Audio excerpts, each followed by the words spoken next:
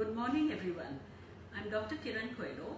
I'm head of the department of Gynaecology at the Lilavati Hospital Research Center, and I'm in practice for more than 35 years. Today, on the occasion of National Motherhood Day, I thought I would share some of the recent advances both in obstetrics and gynecology which have revolutionized the health of women in both during pregnancy as well as gynecological conditions. What constitutes a high-risk pregnancy?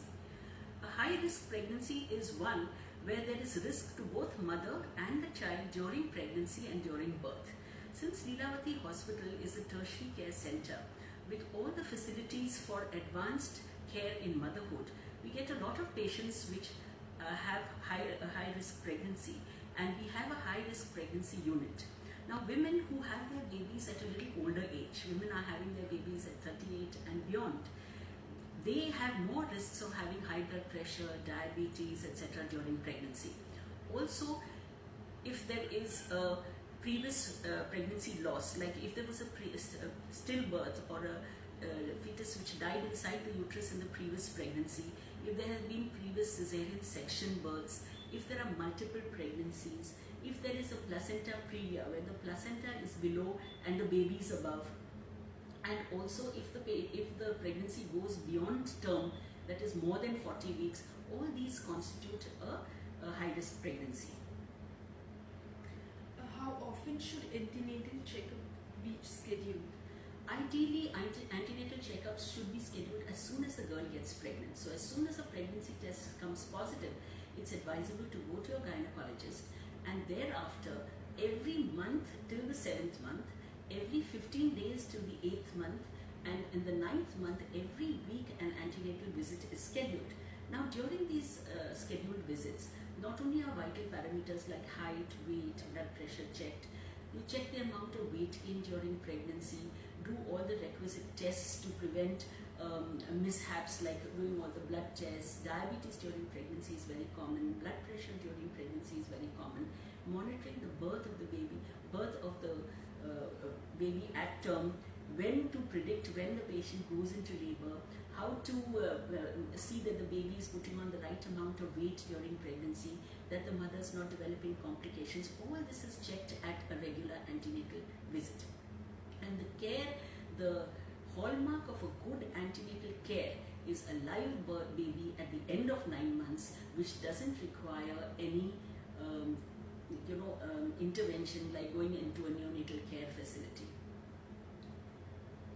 If you can elaborate some of the risks associated with pregnancy at an older age? Yes, this is a very interesting question. Most women are delaying their childbearing and having their babies much older, when they are much older. Now, the ideal age for childbearing is 18 to 26, but who's getting married in that time? Everyone delays their childbearing, and after the age of 30 and 40, you would say an elderly pregnant or elderly woman having a baby is after the age of 35. Now, during this period, women are more prone to get miscarriages. They're more prone to have congenital defects in their baby. They're more prone to have diabetes complicating pregnancies, fibroids during pregnancy, high blood pressure during pregnancy, and also something called what we call pre-eclampsia, that is they are allergic to their own fetus, so they develop a high-risk pregnancy and pregnancy-induced high blood pressure. This compromises their mode of delivery, the babies, etc. So therefore, these are the problems that a woman with an elderly pregnancy would constitute. We have heard something called painless labor. If you can let us know about it. Right, painless labor is wonderful because gone are the days when the woman used to scream in labor, etc. Now we know that giving a painless labor in the form of maybe epidural anesthesia, and also there is nitrous oxide, that is what we call Entonox, where you give laughing gas or nitrous oxide, which really helps take the edge off labor pains. With nitrous oxide or Entonox, the woman is giving, when the pain comes on, she breathes in this nitrous oxide, which has an extra oxygen molecule, which is good for her baby as well, and it takes the edge of the pain. Then there are a lot of pain relief medicines also that we can give during delivery and during labor as well. But the most important is painless labor or epidural anesthesia. This really relaxes a woman, and remember that a relaxed woman will have a relaxed cervix and her labor progresses much faster. So painless labor helps women have natural, normal vaginal deliveries and also makes the experience of childbirth very pleasurable for the woman. It also prevents the woman from going into high blood pressure and all the stresses which happen with a very, very painful labor. And therefore, with epidural anesthesia, a small needle is put in the epidural space, not the spinal space. So only all the nerves of pain are deadened, but the motor nerves are still there. So the woman will still experience contractions and the pushing pains, but she will not get the pain. So we have to tell her, now you have to push, now you're getting a contraction. And it's so wonderful to see these women smile and deliver their babies very easily with painless labor. If you can also tell us some of the advantages and disadvantages.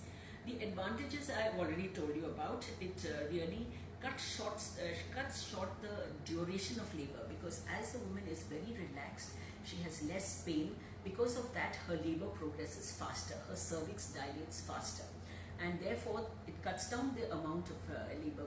It prevents complications like fetal distress, maternal distress due to prolonged labor. It also helps the woman to have an easier childbirth. Now the disadvantages are, the most important is with epidural anesthesia is that the anesthesiologist should be very expert. Sometimes there's a fall in blood pressure during the epidural anesthesia, which may cause fetal distress or less blood oxygen supply to the baby. And therefore the epidural anesthesiologist should be very alert and very expert. Sometimes these girls do get long-term backache because of infection at the epidural site, but these are very few disadvantages, and they are few and far between with a good anesthesiologist. When a woman gets pregnant, how much is she advised to exercise? Yeah, very, very important. Women should not sit at home during pregnancy. Exercise forms a very, very vital part of a woman's pregnancy life. Now, most women are very scared that they put on too much of weight during pregnancy. And for that, we have to advocate a good nutritious diet with less of fats and salts and fried food and sweets, and a good modicum of exercise. Now, in the first trimester, a woman should not do much, because that's the time the baby is taking root in the wall of the uterus, and therefore minimal exercise in the first 3 months. Then in the second 3 months, right up to term, she should have a good exercise. There are a lot of Lamaze classes and prenatal exercise classes which a girl can go to. They're very good because it not only teaches her to be active, it teaches her the right amount of exercise and not to lift weights and carry heavy articles or travel by auto rickshaws. All these things which cause strain on the pregnancy and the fetus are to be avoided.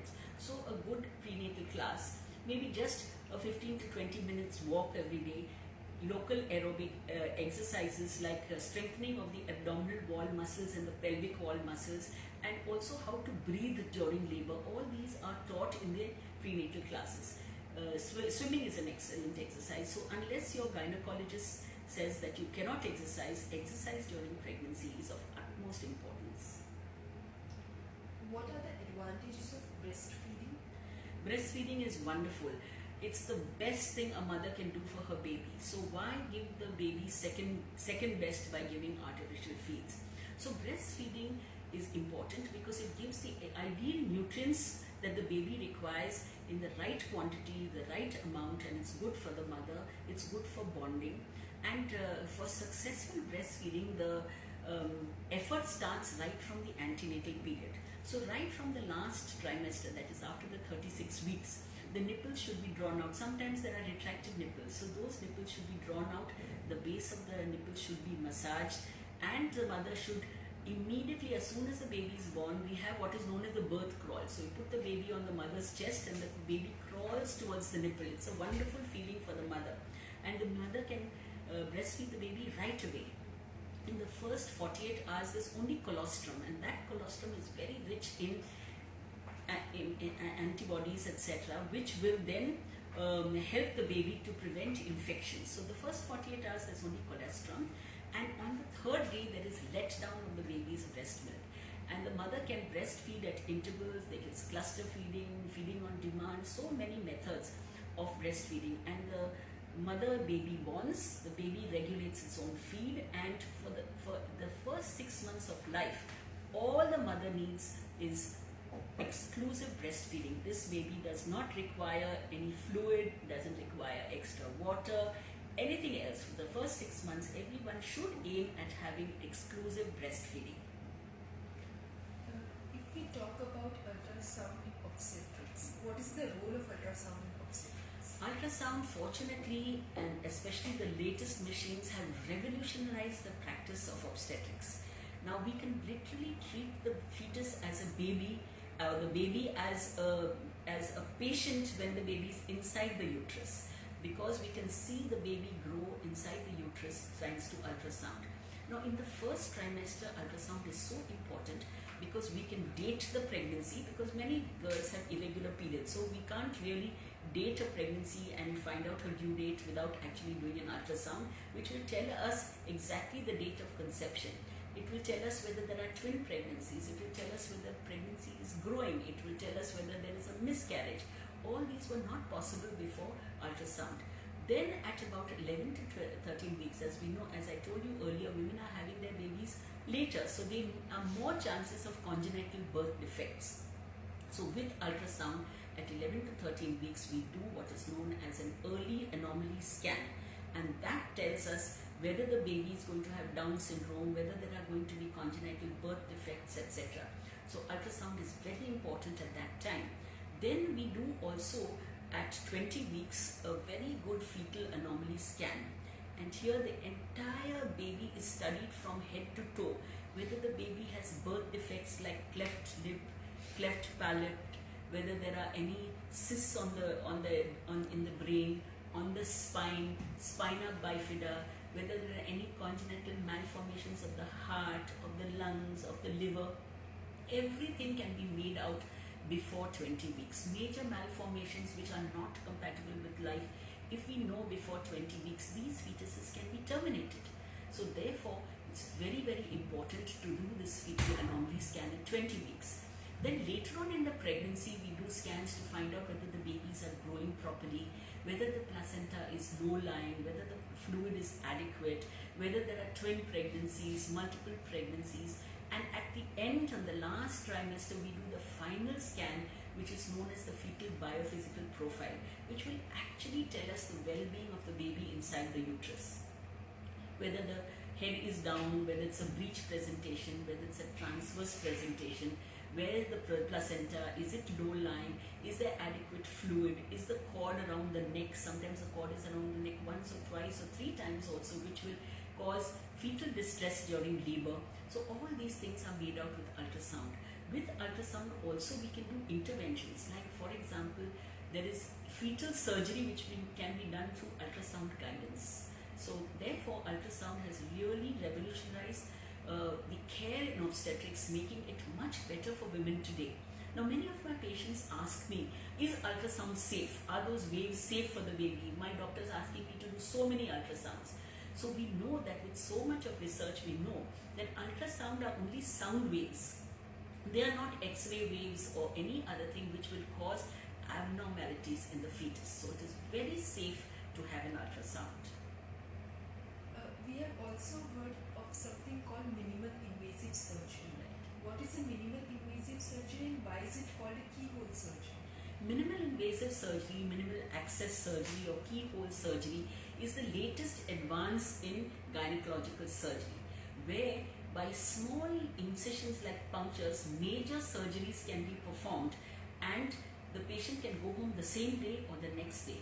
It is really wonderful. We use, if the abdominal surgery is done, then it's a laparoscopic surgery. If a small telescope is put inside the uterus, it is called a hysteroscopic surgery. The advantages of this surgery, is that you see, instead of big incisions, lots of pain, post-op infection, long stay in the hospital, these women can have small punctures.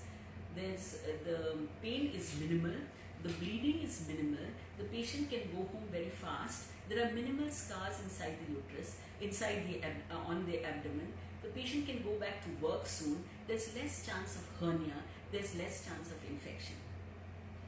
So all these are, and why is a minimal invasive surgery better than an open surgery? It's better than open surgery for so many reasons. Number one is early return to work, less pain, less bleeding, less scar tissue, and less chances of hernia. Number one. Number two is that you see large fibroids, uterus removal, so many conditions can be done by minimally invasive surgery. Now in hysteroscopic surgery, instead of the patient having a big incision, we put a telescope inside the uterus, small polyps, septum, fibroids, all can be removed in a daycare procedure where the patient can go home the same day. Now in laparoscopic surgery, even 3 kilos fibroids, large tumors, uterus removal, ectopic pregnancy when the pregnancy is in the tube and it ruptures. In the old days we had to give a big incision. Here it's a small surgery where through the telescope everything is done and the patient goes home the same day. Also ovarian cysts, endometriosis where there's bleeding inside, infertility treatment when we have to open up the tubes, all this can be done through minimal access surgery, which is such a great advantage to women today. Dr. Kiran, if you can also tell us about laparoscopic surgery. Yeah, laparoscopic surgery is minimal access surgery, which is done where a small incision is made through the navel, accessory and small minor incisions are made on the side, and through that all these operations which I told you about can be performed. Uterus can be removed, fibroids can be removed, ovarian cysts can be removed. Then also we can do fertility surgery, open up the tubes, take off the tube if there is a ectopic pregnancy. In prolapse uterus, when the uterus comes down, the uterus can be hitched up to the spine in a process called sacropexy, and therefore prolapse surgery also that surgery like for stress urinary incontinence. So you have a woman who coughs and sneezes and urine comes down. What can she do? We have a laparoscopic surgery, we have also keyhole surgery where we can lift up the bladder neck and the patient is continent again. So these are the wonderful surgeries which can be done through the laparoscope. When is laparoscopic surgery not possible? Yeah, it's a good question. Now, the only time I take an incision now is for cancer. So if you have an ovarian cancer, a cancer in the ovary, then one would not like to do a laparoscopic surgery, because then if the cyst or the tumor in the ovary ruptures, then it spreads all over the abdomen. So only in cases of ovarian cancer, one doesn't do a laparoscopic surgery. Even uterine cancers, cancer of the cervix, cancer of the body of the uterus, all that can be done laparoscopically. And now we have 3D, three-dimensional laparoscopy where you can see the interior of the abdomen as good as outside and better because there's magnification, so it's much better than open surgery. And we have robotic surgery where you have a binocular vision, you can have a magnification, you can sit on a console and the robot does the surgery for you, because the robotic instruments can move through 360 degrees, so suturing, going into spaces that otherwise you could not, even in an open surgery. It's a great advancement. Would you like to share some of your experiences with us? Yeah, I would like to say, especially for ultrasound and pregnancy, we had a patient recently, this is a tertiary care center, so we get a lot of patients who are very, very high risk. Because we have a very good neonatal intensive care unit, we have a very good intensive care unit for adults. So I had this patient, and I think it's made quite world history. I had a patient who came with what we call a central placenta previa percreta. So she had a previous cesarean section. Now this placenta is now implanted on the lower uterine segment, and it has moved and moved and moved through the uterus and gone into the bladder. So it's called a placenta percreta. Now in the past, these women were told to abort their pregnancy because there's no way that this patient would deliver normally. She might lose the uterus and she might have a torrential bleed during pregnancy. But this patient was very, very keen on continuing. So we continued her till the 32nd week of pregnancy, where she had a live, viable baby. Now, we had to have all the protocols ready because we had to take a consent of death on the table because these patients can bleed torrentially. There are huge blood vessels which have gone right into the bladder. So in the operation theatre was the urologist, the nephrologist, the intensivist, the surgeon, the gynecologist. I was also there. And what we did was in the beginning we put in stents in the ureter because the ureter was also involved. The bladder was also involved. So then took an and then we also did what is known as a embolization of the uterine vessels. So we put in balloon catheters which went into the uterine vessels. So as soon as the incision was taken, the baby was out and the bleeding started, embolization was done to stop the bleeding. But since there was so much advancement of the entire placenta into the abdominal cavity, we had to do a quick cesarean hysterectomy, and I'm happy to say that both the mother and the baby are doing well. So that is all possible because of a well-coordinated tertiary care center. We have all sorts of patients who come to Lilavati Hospital. We have a free OPD. We cater to patients from across the social strata, be it the celebrities. I've delivered a whole lot of actresses and their wives, to poor patients who come and have absolutely free treatment, and they have the advantage of having laparoscopic surgery, the best of tertiary care center for high-risk obstetrics, absolutely free because we have an indigenous patient program where if a patient is indigenous, then all the treatment is absolutely free. So we cater to patients from all strata of society. Dr. Kiran, last but not the least, if you can give some advice or suggestion to all the mothers or would-be mothers out there.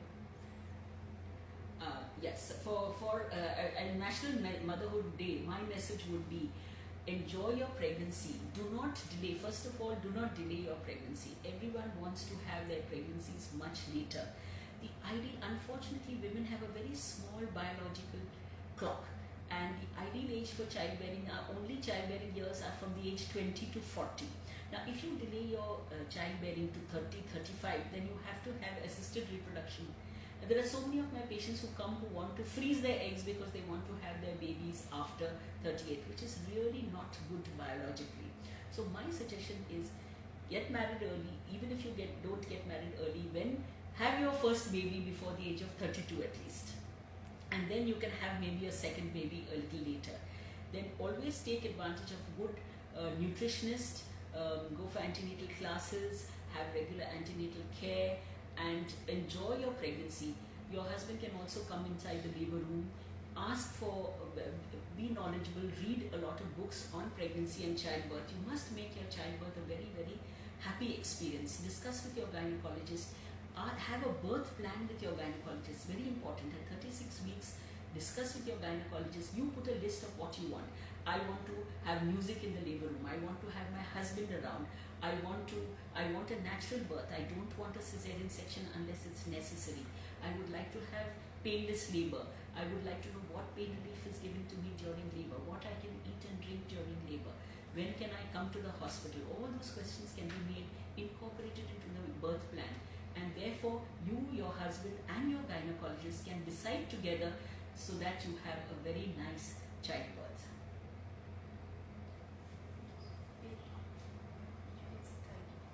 Yeah, thank you very much all viewers for watching, and I'll be very happy if you ask me questions during FaceTime.